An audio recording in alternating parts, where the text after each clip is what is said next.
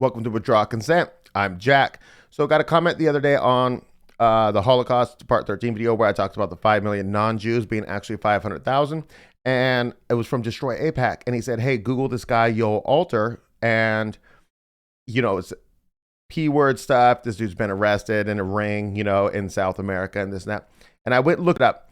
And they're part of a ultra Orthodox group, which I forgot to mention in Monday's video, but ultra Orthodox is a subcategory of Orthodox that is looked on as a cult to everybody in Judaism, right?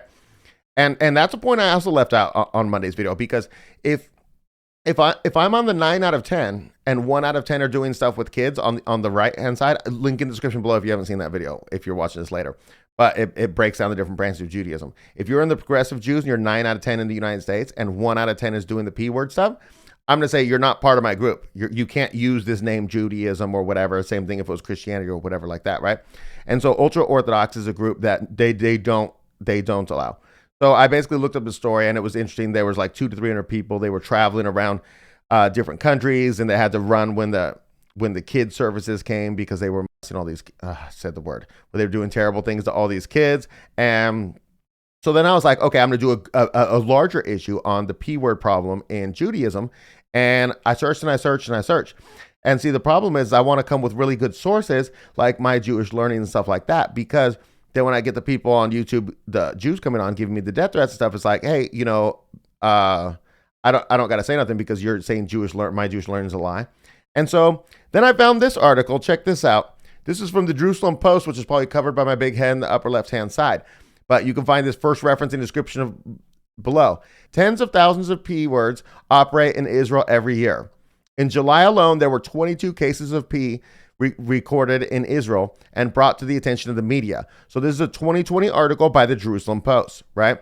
So I want to go over this article, and we're going to look at the prevalence of P word stuff in, this is going to be hard to read. It's censoring. This is going to be hard to read. Link in the description if you want to read it yourself. I'll make it bigger for you. Okay, that's a little too big. Okay, here we go. And I got some other good resources for you too, including ice.gov. I'm going to use as a resource. Okay, here we go. Tens of thousands of P words operate in Israel every year, leading to about 100,000 victims annually, according to an Israeli P word monitoring association. I shouldn't laugh there when they said that, but it's obviously. Okay, the Matzov Association, an organization that actively keeps track of reports on P words in various media and centralizes the data monthly, says that in July alone, 22 cases of P were reported in Israel and brought to the attention of the media. The vast majority go unreported. Okay. So there's tens of thousands of these people operating in Israel every year and about 100,000 victims annually. That's tremendous number. Because remember, we're talking about, what did we say? 9.6 million people in Israel, 7.2 million of them are Jews. The number 100,000 is a fantastic number with that small of a population. Quote, in Israel, tens of thousands of P words operate on a daily basis without any problem, end quote, said Eliran Malki, head of the Matzov Association. Quote, they are not deterred by the police and certainly not deterred by the contemptuous rulings that come from the hands of judges in the various courts, end quote. He added, citing an incident in which one particular P word was let off by the courts without punishment, despite evidence of thousands of P word items found on his computer, as the court stated that it would, quote, harm his career, end quote. When we tie this on to the episode that we did on Monday, right? So these are most likely the judges being from the progressive Judaism side, but they're covering for what the Orthodox Jews, who are more likely to be Orthodox, are doing, because we're going to find out later why, because it would make them all look bad. So instead of disavowing them, they're going to support what they do, which makes you an accomplice. Okay, the court does not count the number of victims and shows disproportionately favorable treatment of the perpetrators, according to Malki. The association gathers reports from the media in order to form statistics, as no public S-word offender registry in Israel currently exists. This video is getting canceled on YouTube anyways. Okay. Quote, Matzov will continue to report and follow these trends month after month. Statics tell the story of the victims, and they are living proof why we must fight for the establishment of a public P-word database, he added. That's interesting, because in a country where you don't want a public P-word database, you don't want people to know where they're at, Whereas in the United States, we have one of those, and you want to know where they're at, you look to see where they're at. Okay. In June, at least 22 instances of P-word activity were reported in the media, including a 26-year-old who committed indecent acts on two brothers aged 6 and 8 in a public park in Beersheba. Okay. So this is a 26-year-old and two brothers aged 6 and 8. Now, if you go to the Talmud, we've talked about this before, but basically, if a grown woman wants to do things with a young boy, if the boy's under 9, then she's allowed to do it and there's no fault on her because he hasn't become a man yet, right? And I don't know if that same rule would then apply to men doing things to boys under 9. And I don't know if this 26-year-old was a man or a woman. If it was a woman, that would make sense, but I don't see that really happening. Okay. A 40-year-old woman who committed indecent acts on his girlfriend's, a 40-year-old man who committed indecent acts on his girlfriend's 11-year-old daughter while they were still living together before he was sentenced to 6 years in prison, and a 53-year-old who committed indecent acts on a 7-year-old girl. The list goes on. Okay. A number of P words in Israel are Jewish immigrants who have sought refuge in the country under the law of return, according to a CBS report published in February. Okay, so they're saying that that these are immigrants coming in doing this. Now, which one do I want to go to? Okay, I want to skip to this one. Now this one is what you would not call a legitimate website, but it's truthtellers.org, and the guy doesn't post anymore. He stopped posting in like 2019. His name's Reverend Ted Pike, I'm sorry. And I've literally read a bunch of his stuff, and he's got some really interesting stuff. But he makes an important point right here.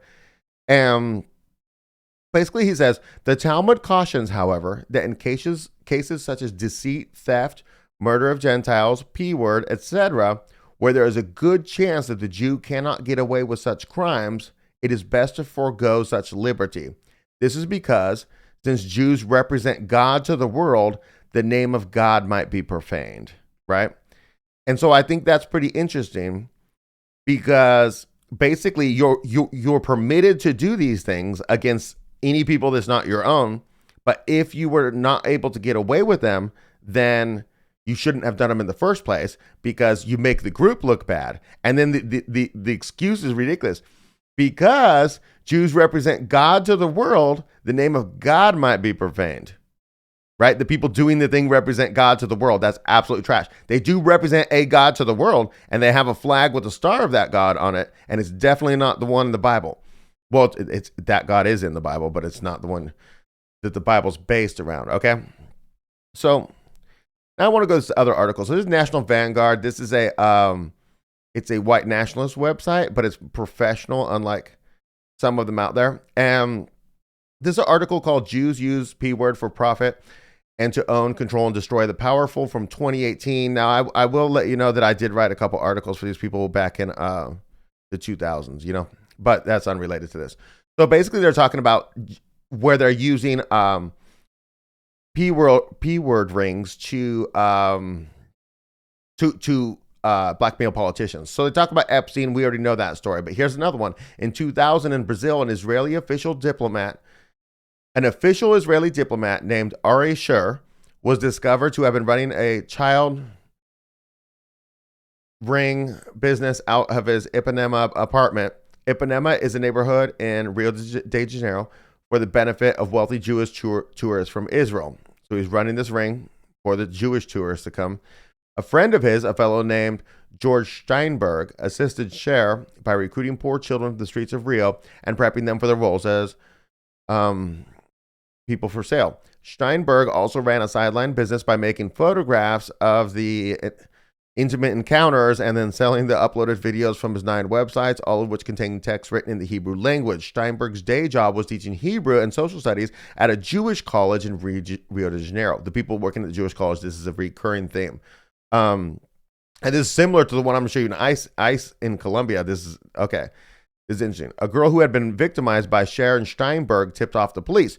The Brazilian federal police arrested Professor Steinberg, but diplomat Cher evaded capture by fleeing from the Israeli embassy, one step ahead of the cops, hopping aboard an airplane bound for Buenos Aires, Argentina, then switching planes and flying to Israel. Safe. Okay. Later that same year, so this is 2000, right? Yeah, 2000. Later that same year in Italy, 3 white journalists sacrificed their jobs in order to bring attention to a Jewish-run P-word ring that was doing business in Italy and Sweden, and it later turned out in the United States. They arranged for the broadcast of a very nearly uncensored documentary about child P in Europe, which gave enough clues so it was fairly easy for viewers to guess that Jews were behind it all. When their Jewish boss, whose name was Gad Lerner, fired them, he accused the 3 white journalists of blood libel, a phrase used by the Jews to describe any serious accusation against them, whether it's true or not. Yeah, this blood libel thing is hilarious. Where you say things and you quote the Jerusalem Post, and then they say, "Oh, it's blood libel." You know what I mean? Okay. And then the syndicate of doing this stuff was in Russia, where top Jewish leaders were, and then they busted them. And so basically, okay, the U.S. connection was a Jewish resident of Walnut Creek, California, named Seth Berkenstein. Well-respected member of his community. So then the FBI and Interpol arrested him in December 2000 on charges of possession with intent to distribute of the pictures, you know? So he does talk in here about how, like, when they find rings of this, they go downstream looking for the people who are viewing the stuff instead of the people who are making it, disseminating and stuff like that. And he talks about how they get away here. The people in charge of the crime syndicate, the Jewish people in Russia, were let go. Likewise, Seth Berkenstein and George Steinberg got merely slaps on the wrist. And remember, Ari Shur escaped to Israel, where the Israeli government refused a request from the Brazilian government for his extradition to stand trial in Brazil. Talks about how extreme the stuff is. You can read that for yourself if you want to. I'm cool, but like it goes all the way to the snuff, and I'm cool with that. So okay.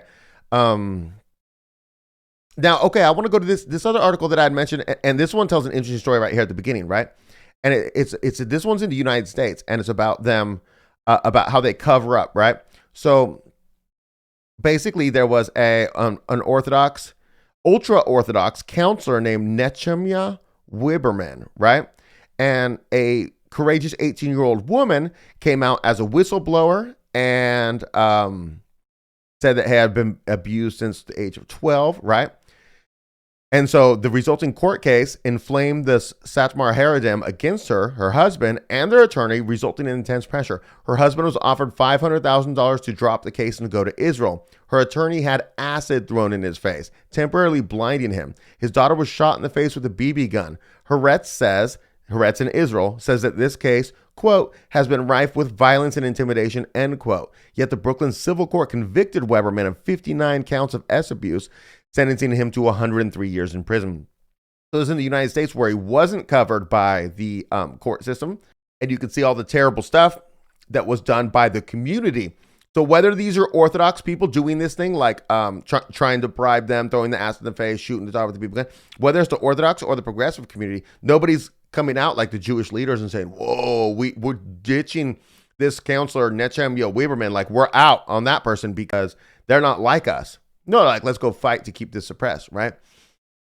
Let me take you to this story here, because I was doing this thing where, it's so great, I'm not going to show you yet. I was going to do this thing where I do about the Sound of Freedom, and I had this article, and I cannot find it anymore, about how when they were filming the video, the security forces there went and busted a whole P ring. But I found an even better article. This is from ice.gov. You ready for this? 18 arrested in largest anti-human trafficking operation in Colombian history. Okay, so basically this is 2018, so Trump's first term, and ICE went down there with this Homeland Security Investigations Bogota, so I guess our division that's in Bogota, right? And then Transnational Criminal Investigative Unit, TCIU, Colombian Attorney Generals, 13 search warrants, right? And they go in there and they save 200 child victims of that were branded with tattoos, and they go and rescue these people. Here's what's interesting, right? So they arrest, where is it? Okay, 14 Colombian citizens were arrested, among them a high-ranking Colombian naval officer and 2 Colombian National Peace CNP officers in Cartagena. 3 Israeli nationals were also arrested, could be unrelated. Listen to this.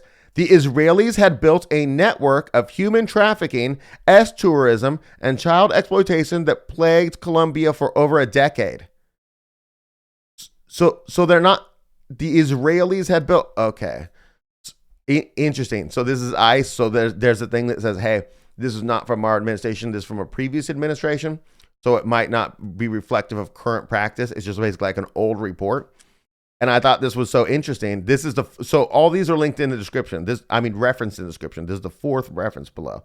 Okay. And so basically, let me make sure that works. Yeah.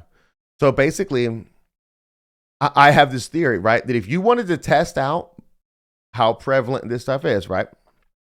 You could go on, well, not Google, just go on like Yandex or something, a VPN, use some search that you can trust. Well, not really that you could trust, but a search that has more accurate results. And just search Jewish, P-word, ring, and then insert country. Just pick a country, just Australia, do whatever you want, New Zealand, pick somewhere, Scroll down and I'll bet you can find a story about people fleeing back to Israel after it's all said and done. You know what? Now I think about it, there's one more quote I want to highlight from here. Let me pull this up. Okay, so back to the National Vanguard article. I just want to do this one point. He says, and throughout the world, most of this kind of thing is perpetrated by Jews. Oh no, not exclusively by Jews, but Jews run most of it. They are far and away overrepresented among the criminals who do it. If God took a broom and swept all the Jews off the earth, most of these P-word crimes would cease. Anyways, I've edited this episode so many times because I'm trying to get the P-words out and I haven't even got them all out. But anyways, I think this is an interesting point. So you can look back historically, like you go back to Weimar Republic. It was the same thing. It was the same group of people doing the same stuff. And you could look like, why? Why is it always this group? Because they're the only group that I've ever heard of that in their religious culture of an extant religion, you can go back to old religions, of an existing religion, that it has passages that promote this stuff. Like, there's no passages left of Moloch and all this stuff, And so this is it's almost like it's like a form of barbarism that continues to exist when others have been extinguished because there's just no records, there's no people following it. Anyways, so also I did an episode similar to this, but I looked at the same people and their prevalence in the American corn industry, or adult corn industry, I'll say. And so I'll link that in the description below. If you're on YouTube, it will not be linked because that's been removed, even though everything was factual. But I'm going to link it because that's kind of related to it. So that's what I got for you. I'm interested in knowing what you guys think. Did I miss any huge... I did mention Epstein briefly, right? But did I mention any... Did I forget any huge rings of these? I probably did. Probably a lot, which actually goes to prove my point, right? Because you could just sit there in the comment and list all the different things that you can remember from history of these people doing this thing. Anyways, that's what I got for you. I've already pushed tomorrow's episode, which is going to be fantastic, about the history of Iran and the CIA coups there and stuff like that. Hope to see you then.